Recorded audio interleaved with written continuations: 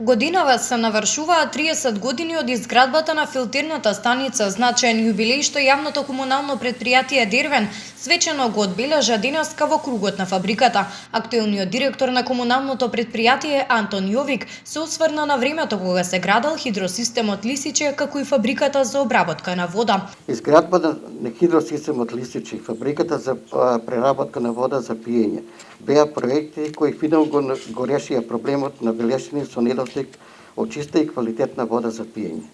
Рестрикцијата на водата за пиење во текот на летните месеци стана минут, а водата што се дистрибуира до корисниците е со строго контролиран квалитет и без прекини. 30 годишниот јубилеј од постоењето на филтер станицата на вработените на ЈКП Дервен им го честита и градоначалникот на Велес Аце Коцевски. Јавното комунално претпријатие Дервен и покрај тоа што формално на крајот на годината покажува загуби кои се резултат на високата вредност на амортизацијата, сакам да потенцирам дека и покрај тоа е едно од најдобрите јавни комунални претпријатија во државата.